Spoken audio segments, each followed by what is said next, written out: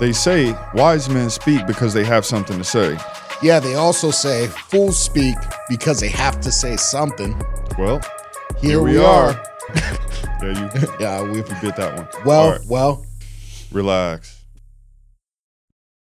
Yeah, so this next story that we're going to talk about is UFC fighter Bryce Mitchell. This guy's extremely outspoken, man. And I mean, when I say extremely outspoken, he's extremely outspoken. He fights for Christ, 100%. I support Bryce Mitchell. A lot of stuff that he's talking about, he's bringing awareness to many topics. And he's using his platform to do it. And yeah, let's check out what he has to say here about Mr. Elon Musk. At 5 feet 10 inches tall, this mixed martial artist also weighed in 146 pounds. In 17 fights, his record fit.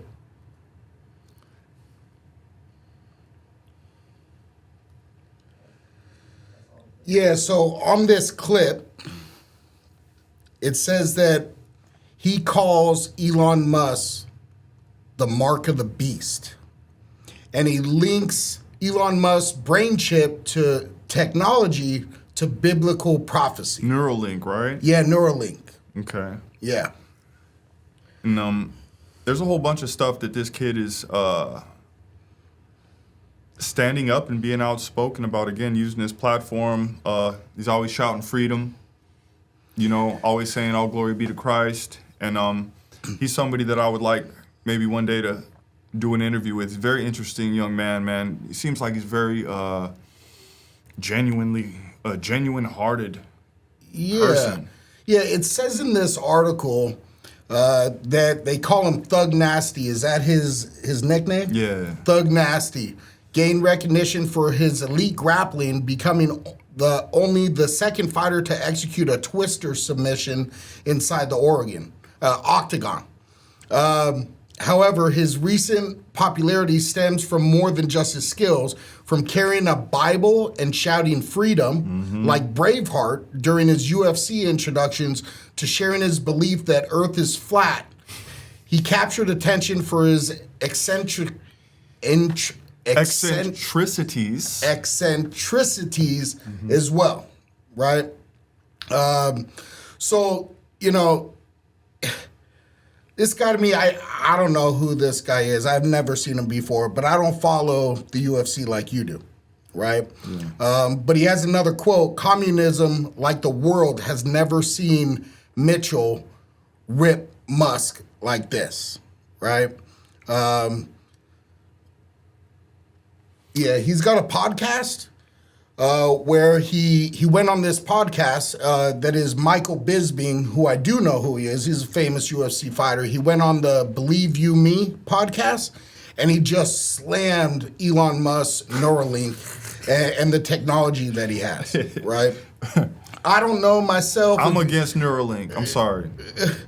I'm against Neuralink. I feel like I myself believe in God. I believe God makes no mistakes. Whether we understand what he's doing or not is another story. I believe would God have wanted us to have more function, he would have unlocked more of a percentage of the brains that we already have, that we're only using a very small portion of. Yeah. That's just my opinion. Yeah, so the other side to that is, well, if God was perfect in his way and you don't believe in some of that, then, if somebody was born not being able to see, but they could get new eyes, is that okay? I don't know what's okay or what's not okay. My opinion, giving someone sight that has never had sight, versus restoring sight on someone that did have sight. Like, I don't know. I might feel differently about all of these things, so I couldn't tell you, like, I don't know, man. It's definitely thought-provoking. So, say people, would Stevie Wonder have been as musically talented if he was not born blind? I would say no. I don't know. But that's, again, we can have all these different variables and play these different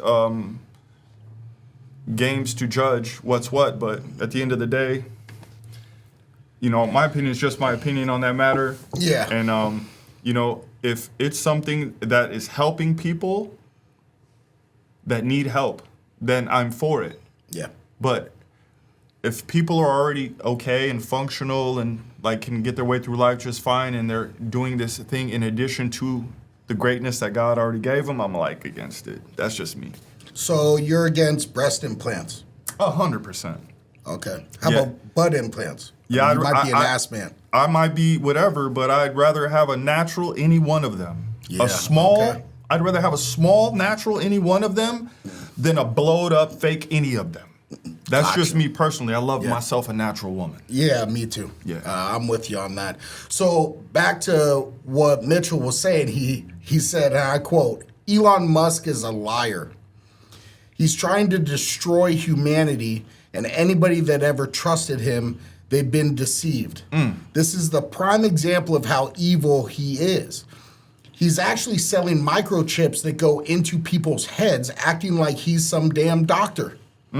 Brother, that's the mark of the beast, Mitchell exclaimed when Bisbing said he wanted a Neuralink chip. That chip is a mark of the beast. That is the type of technology that the Antichrist is going to put in people. When you start getting these chips in the head, they're going to monitor everything you buy, everything you sell. Basically, it's going to be communism like the world has never seen. I feel like the mark of the beast is $1. Oh, capitalism? Just, currency. Currency? Like when we went outside of just regular bartering and like I'll give you what you need and you give me what I need and we're good.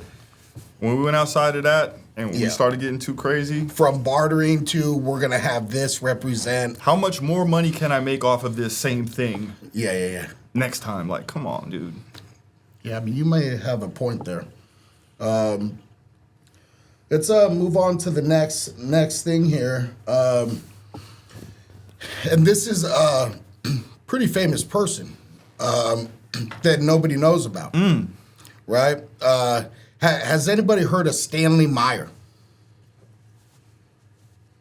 Yeah, so Stanley Meyer, he was an inventor that invented technology that I don't remember the exact quantity, but he could drive a car essentially from one side of the country to the other on like 30 gallons of water or something like this. Water, like tap water, like not nitrogen. I mean, not, what do you call it? Hydrogen. Yeah. Okay. We're talking water, good old H2O. And so Stanley Meyer invented this, and he was coming to a place that he was getting recognition for it, and he was going into contract with some people, and he was at dinner signing this contract. Yeah. And he literally grabbed his stomach or grabbed his chest and said, "They poisoned me." Yeah. And he got up from the table and fell dead. Yeah. Yeah. So the big question is, and you see on the screen here, did Stanley Meyer die because he knew how to turn water into fuel? And, obviously in that story you just said about how he died, he said he was poisoned. And, looking at, what he was able to do, turning water into fuel, well, this car here was literally water powered. Right? Jesus Christ and Lord, water powered. Yeah. Damn. And so why would anybody... Jesus is Lord, water powered. Why would somebody not want water to take the place of fuel? Let's just cut to it. If it wasn't the government that killed Mr. Myers, why have we not seen anything of this technology yet? And this was in 1980 what? Yes, so I wouldn't even go so far as saying the government. I would say that there's lots of entities that are involved in oil, right? And oil itself, there's huge economies that are all based on this oil. But all these places where these companies that are American, right, are getting oil from, like we have to, like the country has to have some type of stance over there. Like, you can't be a citizen. I don't care how much money you have. You can't just be a citizen and go to Saudi Arabia and start buying oil. No, I understood. Yeah. So what I'm trying to say is, government's involved in some way. oh yeah, man. Whether like let's not think that there's not people sitting there. We know what's happening on the level of like a lobbyist. Like, there's way higher ups that's getting a lot more money for like enabling these people, these petroleum people. They're like slapping down the environmental people for them. They're doing this favor, doing that favor. Like, yeah, they're all in cahoots, man. Oh yeah, it's all connected for sure. So you're more mechanical than I am. Can you look at this and tell me what it does? Well, I can't. No, I cannot. I am mechanically inclined, very much so, but I do not have any knowledge of this type of technology. So essentially what I see is that it has all these different coils, a charging choke, and then it goes into some kind of like piston. I don't understand what the pulsing core is. The pulsing core seems to be what's making it all happen. You know, like when we were kids and we made those little motors and we wrapped the copper wire around the thing and stuff like that. With the batteries. Yeah, but look, at the end of the day, it's badass, man. And, yeah, it sucks. It sucks that we do not have this technology available to us. I mean, maybe we do.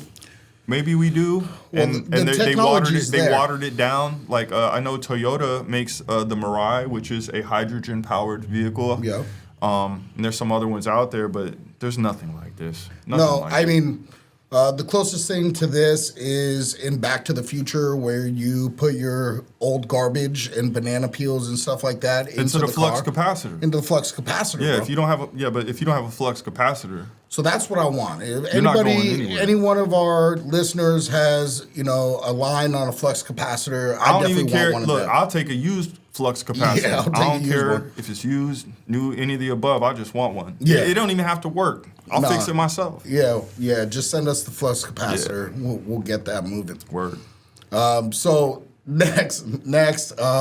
So I was talking to you the other night and saying how I just started watching the Jamie Foxx Netflix show, right? And here's Jamie Foxx right here. And so he dropped his Netflix special. Watching it, man, he was very emotional. I would say it wasn't very funny. There was moments that I laughed. I do, as a whole, enjoy Jamie Foxx's career and some of the things that he's done. He used it as an opportunity to kind of like talk bad about Diddy. And the day after all this launched, he's sitting there at a restaurant. It's his birthday. And someone throws a glass and it hits him in the mouth. Smacked him in the face with a glass. Yep. Kind of a fight starts ensuing where Jamie Foxx is the one trying to like level it down. Smart. But in the end, he had to go get stitches where, it says that he's fine, he's recovering, but he, in the article it said, was this Diddy's thugs? Listen, man, I don't know what they got going on, man. Jamie Foxx. Man, Jamie Foxx. Do you know Jamie Foxx? Today's episode is proudly sponsored by Zenergy, an exquisite energy supplement designed to nourish both body and mind. Zenergy combines the tranquil, stress-relieving benefits of kava with the focused, energizing properties of kratom extract. This refined fusion provides a smooth, sustained energy that calms the mind while sharpening your focus. Zenergy offers an unparalleled experience of clarity and poise. If you're interested in this product, go on drinkzenergy.com. That's drinkxnergy energy.com. Thank you again, Zenergy. We appreciate you guys. I don't know Jamie Foxx. I've met him more than once. And he was associated with somebody that I bodyguarded for a very long time. And this whole thing that's happening with Diddy right now, all I see is Jamie Foxx covering his tracks. Oh. Because during the filming of Miami Vice was this time period that I met him when I was bodyguarding this one guy there. And he was friends with him, very close with him. And the guy that I worked for wanted to do business with Diddy. Okay. Jamie and Diddy were like this. They were rocking heavy. So all that freak off party stuff, all that stuff is real. But then Diddy did. I've never been to one, but I know people personally, like I can call right now, that have been in those parties. And they've told me about those things that they saw in those parties. And a lot of those things are the things that are being said. Really? Yeah. And Jamie Foxx was one of those people that was very tied up in that. And if he wasn't, you may ask, how would he have a comparison to be able to tell Diddy something like, I could throw a better party for $400 than you can for $1 million, unless you... I saw that on the Rogan show. He literally Unless you're said that, familiar, though. You got to be familiar. with what it means to throw $1 million party, basically. No. What he's trying to say is, I can accomplish the same things in a party That takes you $1 million for $400 and some fried chicken. He said. Because I remember he's like, sodas, fried chicken, couple bottles of alcohol, $400. We're good. You know, there's this domino effect of things with Diddy, starting with the Ciroc lawsuit that got smacked down because of the exposure of the Cassie Ventura settlement and video. And Jamie Foxx is trying to cover his tail because there's going to be some things that come out. Another name that is going to come out, poor guy right now because of what he's going through, but Bruce Willis is a very good close friend of Diddy that I got to... Oh, really? Yeah, I got to see them together a lot. You know, before we go down that road, you just said that Jamie Foxx is really tied up, right? And my comment to you after I watched the Netflix Jamie Foxx thing was he looked guilty. He looked like someone that was so thankful Jamie Foxx invited the guy that I used to work for to one of those Diddy parties. Okay. Wow. We already, you know, I'm, you know, at the time I was one of the top independent bodyguards that there was in the country. Yeah. And I was in Miami, and the guy that I worked for was from the Caribbean. And if nobody knows about this, in the Caribbean, most of the people are very homophobic in the Caribbean. They believe that homosexuality did not exist in the Caribbean until colonization came to the Caribbean. That's what they believe. And it's a very interesting theory. But anyway, we knew of this, and he got the invite. And he was like, there's no way that I'm going to one of those parties. Yeah. Because he already knew what they were about, it sounds like. Yeah, dude. It sounds like everybody kind of knew what they were about. A lot of people knew what they were about. And there's a lot of more stuff that we'll talk about at a later time about Diddy and about the impact that he had on a lot of people that you guys are not even hearing about, that nobody even is acknowledging exist. Yeah, so let me just kind of sum this up a little bit for our viewers and for myself, right? It sounds like, Nathan, like you have some personal experiences based on your work that you were around Diddy, you know, you just said Jamie Foxx. I know of J-Lo, right? And a bunch of these people that were in that circle, right? And it sounds like to me like this may be like the first time that you're kind of going a little bit public. I'm tired of the lies. I'm tired of the lies, man. I'm tired of watching this show. I'm tired of these pictures being painted and the illusions that these people have, that people think so highly of these people when in actuality they're They're just like us and not the best of us. Oh. And Yeah, it sounds like you got some receipts. yeah, I have something that I brought today that I would like to share with the people to show them that you're real. not only am I real, but this is not just a podcast. Yeah. That, this is our second time recording. Yeah. And that we're warming up, we're learning, we're getting into the swing of things, but also we're gonna start talking about this stuff, and we're gonna show you guys some stuff and know that we would like to talk about this. Look, I'm dying to talk about this stuff. I've been waiting so long to talk about this stuff, and a lot more than this. But I need the help of the people. We need some subscribers, a little bit more. We need to get to a certain place where I feel like that there's going to be some ears hearing and some eyes seeing, so I don't feel like I'm just talking to my homeboy in front of a camera. Yeah. But if you would like, here's the newspaper article from the source. Yeah. So a very credible source, by the way. Yeah, so this was in January 14th in 2004 from Talk of Our Town, the Miami Herald. A Jennifer Lopez bodyguard is under investigation for robbery after allegedly grabbing the memory card from the camera of a South Beach nightclub patron he's suspected of taking J-Lo's photo. J-Lo is not camera shy. She seems she was spotted chatting with ex-beau Sean P. Diddy Combs. Both Lopez, 33, and Combs, 34, have homes in Miami Beach. Lopez is engaged to actor Ben Affleck, 31 years old. Happened at 4:50 a.m. Monday at Opium Gardens Club Privé, 136 Collins Avenue, when a member of Lopez's entourage spotted a flash go off. The security guards walked over to the table where Jacqueline Thomas Bishop celebrated her 24th birthday with boyfriend Pavel Vukovich, 22. From the Miami police report, the bodyguard asked if they had photographed Miss Lopez.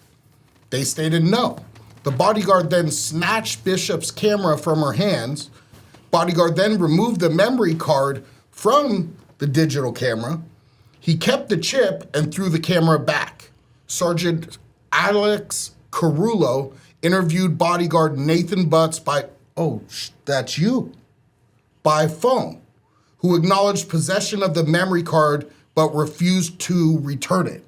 So this was you. So were you J-Lo's bodyguard? Yeah.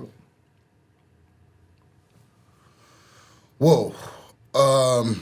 There's another one that shows the similar stuff. This news story from Miami Channel 7 tells Jacqueline Thomas Bishop, who was celebrating her 24th birthday at an expensive Miami night spot. She and her boyfriend were taking snaps of one another when they were approached by a bodyguard of Jennifer Lopez, who was also at the same club that night.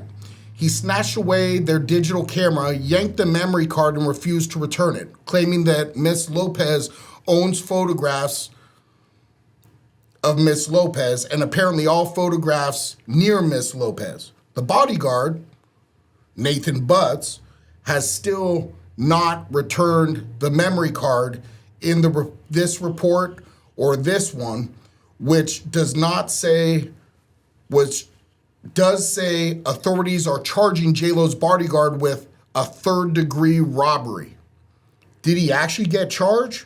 Was the memory card of Jacqueline Bishop's vacation returned? Whoa, bro.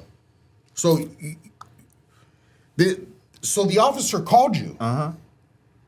When this was 4:50 at night, it said. A.M., in the morning? In the morning. Yeah. 4:50 in the morning. Yeah. So then what happened? Is all that true? I snatched a camera, Okay. but the picture that's being painted in the story is not like that. That's not how it happened Oh. at all. Similar, but not, just the details are not there. And there's a lot more to it. There's a lot more to that situation and that time period. There was a lot more stuff happening that I will get into at Yeah. a later date. But we're gonna talk about this stuff. Yeah. Yeah. So what I'm gathering, Nate, I could just tell your body posture. I feel your energy. I feel that this is like kind of it's like in an essence like poking at you. These people did me bad after this, man. They did me dirty. Yeah, they did me it seems nasty. like you're getting worked up. And I never have been treated like they treated me. I was an independent bodyguard for 10 years. I never had to look for a job in 10 years, all word of mouth. Yeah. Everybody that I ever worked for, like, when I was young, I got in trouble. Every single person I worked for, I shared with them my background, and I gave them the chance to opt out. Yeah. No one ever did. Yeah. When this happened, they did me dirty. Wow. So for our listeners, what I'd say is this is proof, these are receipts that Nathan here was in fact J-Lo's bodyguard at that time. It also proves to you that he is connected through this celebrity community around J-Lo, Diddy, Jamie Foxx, all these types of people. Yeah, one of my best friends was Diddy's. So when Diddy first moved to Miami, he didn't have nobody in Miami. He only had one man, and I was one of my best friends. Wow. That there was 3 of us. One of them is known for being with Diddy, and he's known for a lot of other street stuff too. The other one is currently doing 27 years in prison for human trafficking. Oh, whoa. This was us though. This was our group though. Whoa. Yeah, and yeah, he's actually agreed to come on as a guest as well. Whoa. Yeah, he's actually agreed to come on. That's gonna be good. It's gonna be big. We could talk about that, but what I'm trying to just make sure we solidify for our listeners is that there's going to be some content that comes out that you will not see this anywhere else but here.